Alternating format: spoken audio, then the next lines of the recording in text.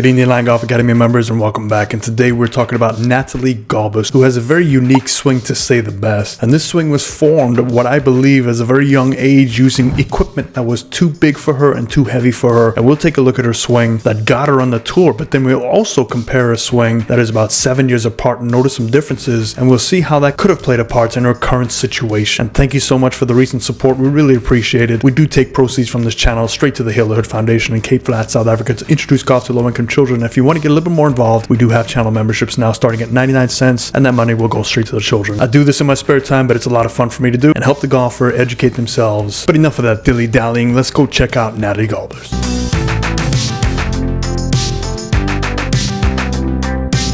On the screen we have Natalie Gulbis, and this is the swing that got her to the tour. And this swing does show evidence of starting at a young age with equipment that did not fit her, and we can see evidence of this from that backswing. And we typically see this when juniors use clubs that are too heavy or too long. They have to learn to get out of the way of the golf club. So let's just start out with their setup. We can see her weighting is towards the toes. However, she is squatting slightly more than you would expect with the weighting to the toes, and that brings her centeredness pretty close to that center of the heels. In terms of the right side, what we can do is go ahead and connect these dots here. And if we do that right down the center of her shoulders, her hands should be up ahead and her ball position should probably be towards that left foot. But she does this just because of an impact position that she has to get her hands and arms. And we will see evidence of this at impact of how she compensates this motion. So what we'll do is we'll leave that right tee on the screen the entire swing and take a look at where she is at impact and how her hands get back in front of her chest at impact and lets that club pass through. But this is a very important setup for her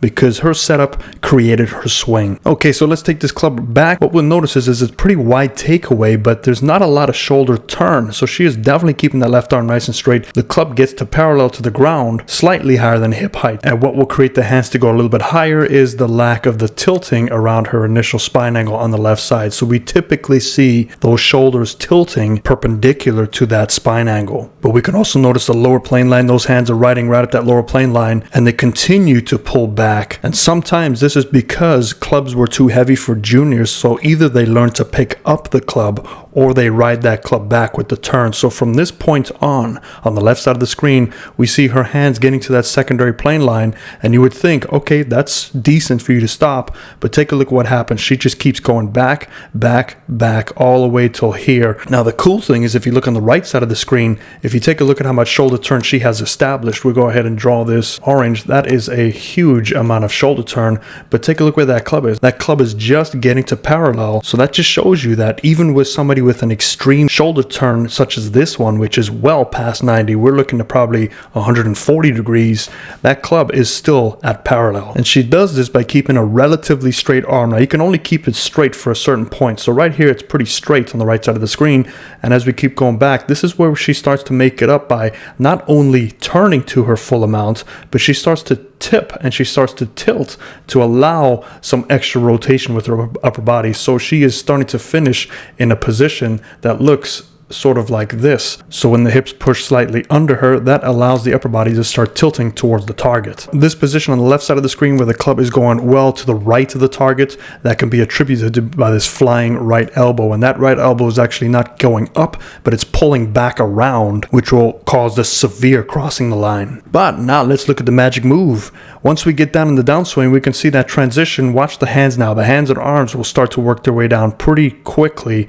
to make up that room. And this has been done by, watch the right elbow. Right elbow is going to pull into the side of her body. So now there's very little room for her to keep turning. So you'll notice that she starts to kind of stall out turning, and we'll see that she's coming a little bit flat. And today's terminology, it's a little bit shallow because that club head, if you extend it out towards the golf ball, it is on the right side of the golf ball. Now for a driver, that's okay because it's sitting on a tee, but for an iron, that's where we get to be in trouble. But take a look where the club goes. It goes even further down. So this is severely shallow, but this is good because it's a driver and you can swing up in the ball, and the club face at this point is pretty square to her target. Now let's take a look at what happens, because this is where her move worked. So here's where her right elbow is stuck against her body. So there's only one real option for her. So the right hip is not going to drive towards that left target. She's definitely on her toes still like she was at address. The club is now below. So now watch what happens. The next 1 or 2 frames, we can see the lower body is trying to push, but the upper body is starting to lose some of its posture. So you can see this new spine angle is slightly taller. Now she does that to create some some room for her right elbow to pass through.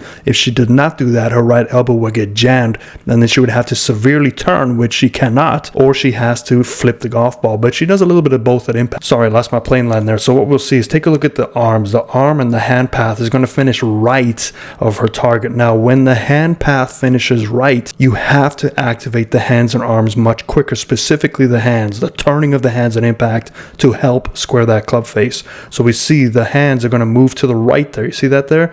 Look at the lower body. The lower body is trying to go left. The upper body is going right because she had to create that room for her elbow to pass through. Now, when it goes right, look at the hands. The hands will have to throw that club back around left to compensate for that. So give that a try. When you feel like your hands are going right of your target, try and square the club face with your body. It's virtually impossible. You have to get your hands and arms to help you, specifically the flicking of the hands.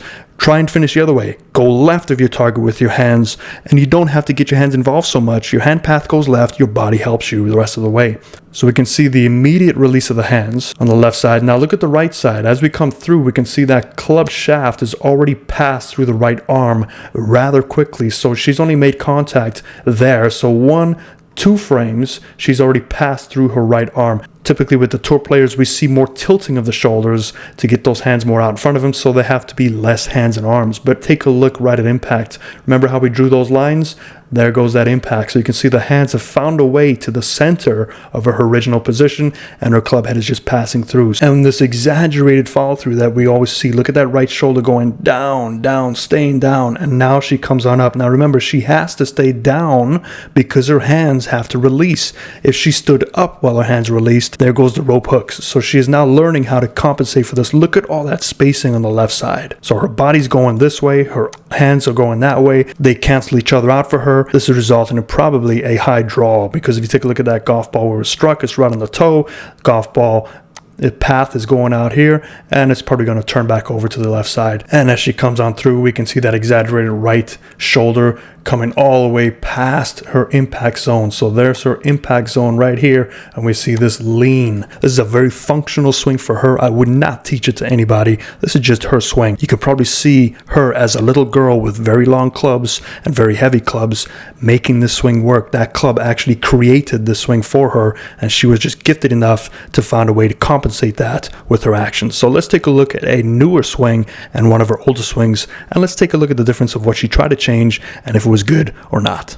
Okay, so we have Natalie's newer swing on the left side and her older swing on the right side. We can see a little bit of difference specifically from the top of the swing to impact. You won't notice much at the setup, but the takeaway, you can already see how Natalie in the old one on the right side, that club head is staying on that lower plane line. The new one is working its way more inside, which shows she might be trying to get turned quicker. Now, I know these camera angles are slightly different. I think the one on the left is a little bit higher and the one on the right is lower, so we might be getting a little bit of that involved, but you won't be able to miss what I'm going to show you. So at the top of her swing, you'll see, watch the new one.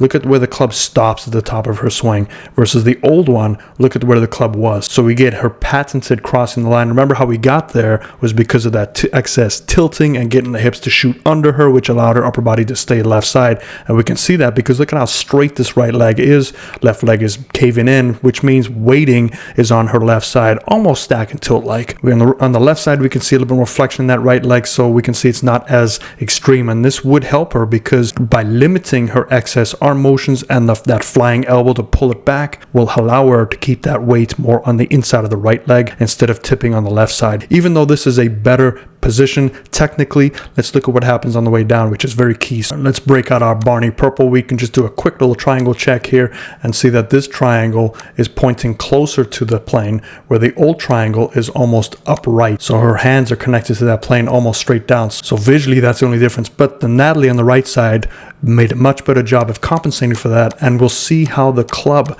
stays on the lower plane line almost throughout her entire swing once she gets midway point. So we're dropping that club, and we can see already on the right side, look at old Natalie, we can see it's already parallel to her two plane lines, and it's got there pretty quickly. Here it's slightly steep, so what we have to do to change that slightly steepness is we get that club head to fall down while her hands are going to be slightly higher than the old Natalie, so we can see that angle versus this angle. Now remember, this is a shallowing effect, and I think it's spreading like chicken pox, and it's not a very good thing thing, because watch what happens as we get down into impact. Let's clean some of these lines up here. Her club head has met that lower plane line. Her club head has met that lower plane line, but watch that club head. Look how the old Natalie, look at that club head. It stays following that lower plane line perfectly on the right side. Look at the new Natalie. It goes below that plane line, and once it's below, guess what happens? Now that club shaft is pointing right of the target, where the old Natalie, yes, it's pointing slightly right, but at least that club head is on the plane line, so she can now activate her hands and arms. Now watch again that club head on the right side. Old Natalie, that club head stays on that plane,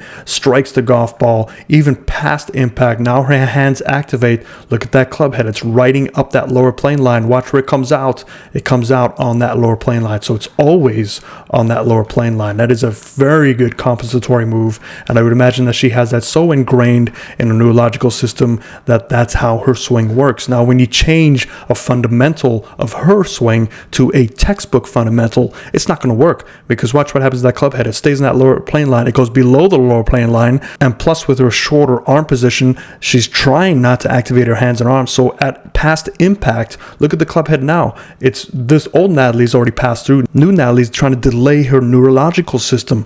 And once that comes through, we can see there's a struggle of where that club needs to release, and look at how much higher that club head comes up. So it's nowhere near to the lower plane line like old Natalie did. So you can kind of see the difference. Just because it looks better on textbook, just because it's a new in thing, just because somebody says that looks phenomenal, those positions, it does not really work some of the time. And Natalie is a great example of this, and she represents more like you or I, probably people that don't take many lessons, that just get out there and swing the golf club. Just remember, folks, it's not a postcard, it's a scorecard. We keep our total amount of shots. It doesn't matter how it gets there, as long as you can repeat it.